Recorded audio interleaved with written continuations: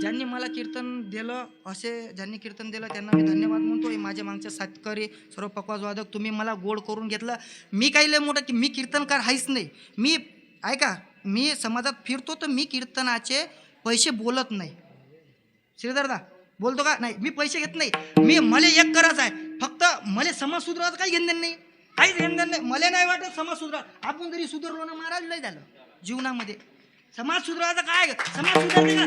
जगद्गुरु तुकाराम महाराजाले समाज सुधारला नाही, ज्ञानेश्वर महाराजाले समाज सुधारला नाही. आपल्या नकटे त्यानं काय सुधारणार आहे? आपल्या त्यानं काय उगावून जरी देव पाजला तर समाज सुधार. आपण जरी सुधारलो ना तरी लय मोठी गोष्ट झाली. मी याच्यासाठी कीर्तन करू राहिलो, की मी जेव्हा मरण ना, ऐका, मी जेव्हा मरण ना तर देवाच्या दारात जायच्या वेळेस दोन दारं राहते, एक यमाकडे आणि एक देवाकडे. फक्त मला याच्यासाठी कीर्तन करू राहिलो, याच्यासाठी माझा की पुण्याचा साठवा एवढा करू राहिलो मी, की देवा एक कर, की या समाजामध्ये तू जन्माला घातलं, युगामध्ये या जन्माला घातलं, जसं या जन्मामध्ये मी तुझं नामस्मरण करतो असं प्रत्येक देवा जन्मामध्ये मला तुझं नामस्मरण करण्यासाठी. आणि एक कर, जन्माला न घालता कायमची मुक्तता कर. कुठं? तुझ्या चरणाशी. हे याच्यासाठी मी कीर्तन करत आहे. मी काही पैशासाठी कीर्तन नाही करत. कलेच्या बाबतीत 15,000 रुपये न मागता भेटते महाराज. तर पकवाज वाजवायचे आज मी जिथं आहो ना तिथचे 19,000 रुपये मला पकवान तबला वाजवायचे. समाज देते, पैसा देते. पैसा कवाय कमवतो, फक्त नाव कमावा. आज मी या स्टेजवर उभा आहे. तुम्ही सांगा पोरं हो, इथं मी उभा आहो तर मी वाईट करू राहिलो का चांगलं करू राहिलो? मी लोकांना सांगू राहिलो चांगलं सांगू राहिलो का वाईट सांगू राहिलो? मग माया बापाले मी इथं उभं राहिल्याच्या नंतर माया मायले चांगलं वाटत असेल का खराब वाटत असेल? चांगलं वाटते ना. मग तुम्ही मला सांगा, तुम्ही एवढे मोठे पोरा, तुम्ही एवढ्या मोठ्या गावामध्ये पोरा आहे ना, याच्या पुढे कोणी कीर्तनकार यो नाही यो, तुमच्या गावात कीर्तन ठरवले ना, एक करा, तुमच्या गावातनी मे महिन्यात शिबिर घ्या. श्रीधर दादा, मे महिन्यात शिबिर घ्या.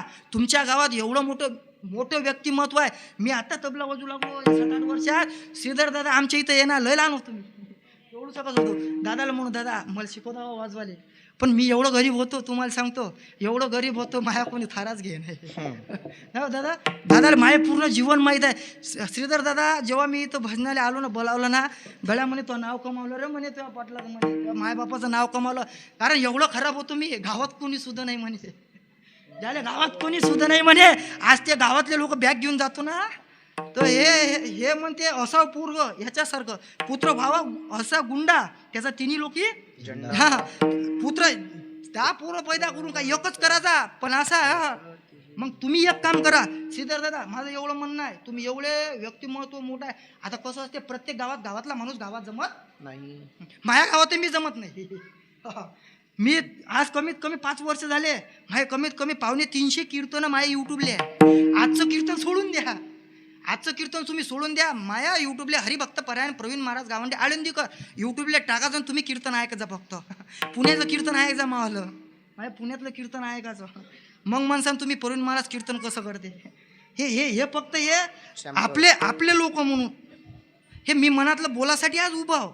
मी माझ्या मनातलं बोलासाठी, तुम्ही आपले आहात म्हणून मी मनातलं बोलत आहे. नाही तर कीर्तन गात्यावर कीर्तन. तुम्ही मला सांगा, मी जर निरा ग्रंथातलं सांगत बसलो, असे लोक डोकसं खाजवते आणि चालले जाते. हे बी अनुभव घेतला मी, हे बी अनुभव घेतला. लोक बसतात ना मागं काऊन बसतात माहिती आहे का लोक पुढे.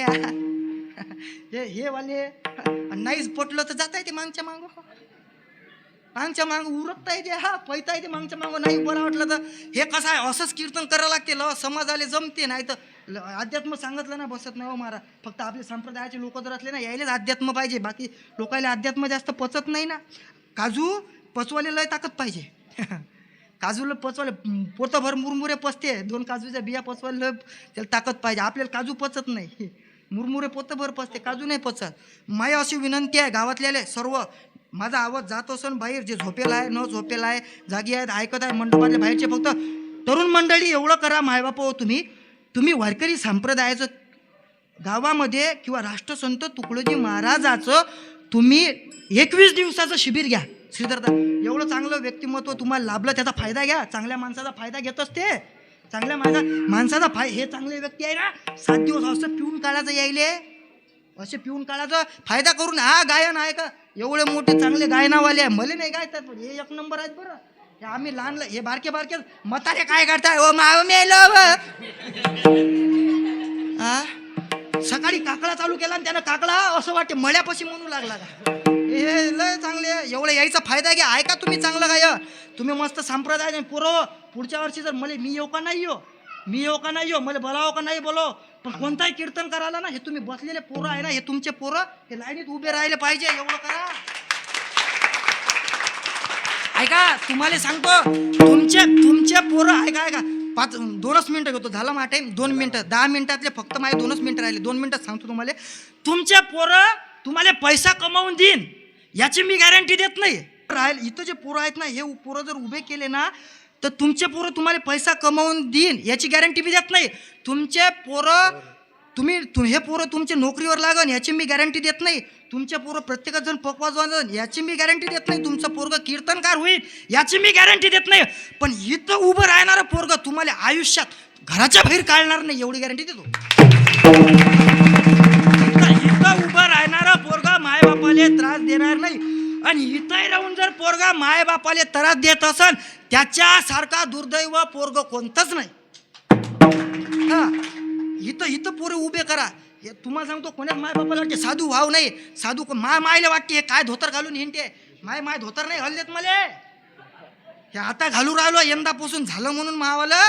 पहिले माय धोतर नाही घालू दे काकाजी. धोतर मला पोरगी भेटणार नाही. नोकरीवाल्याला पोऱ्या नाही भेटू राहिल्या. 15-15 एकरावाल्याला मायबाप पोऱ्या नाही देऊ राहिल्या. धोत्र्यावाल्याला कुठून देईन भावा.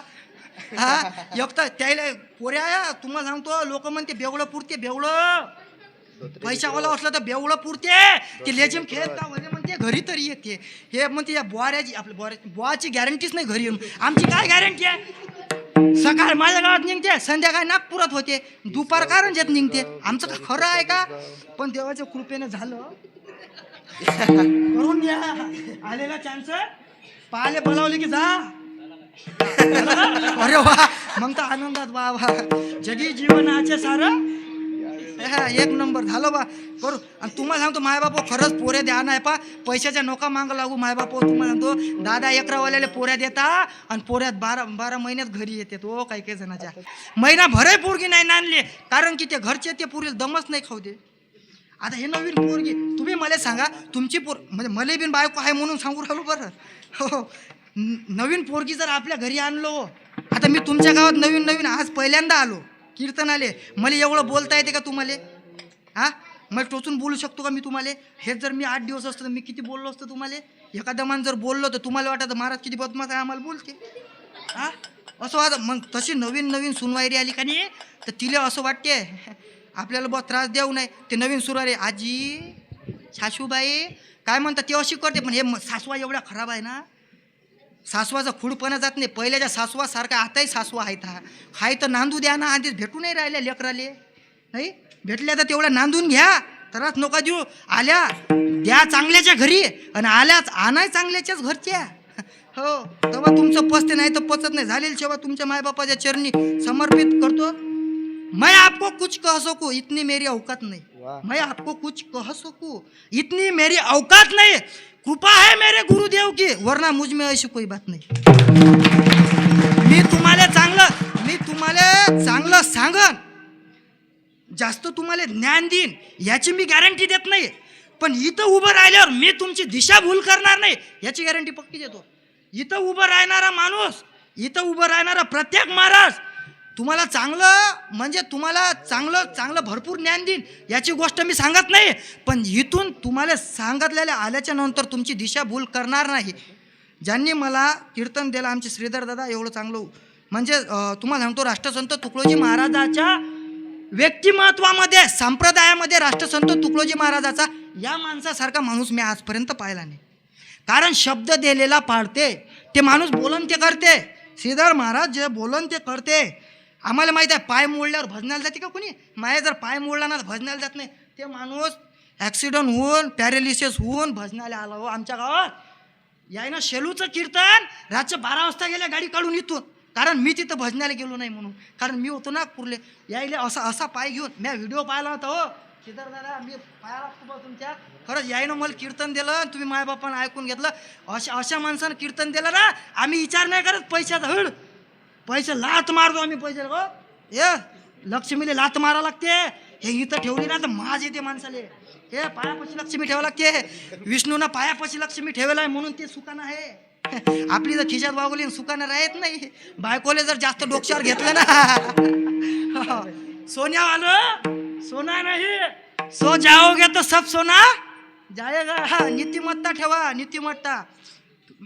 जमत नाही. या माणसाचं एवढं व्यक्तिमत्व आहे, त्या माणसाचं ऐका. आणि गावामध्ये तुमच्या संप्रदाय किंवा राष्ट्रसंत तुकडोजी महाराजाचं शिबिर घ्या. एवढं सांगून मी माझ्या वाणीला पूर्ण विराम देतो.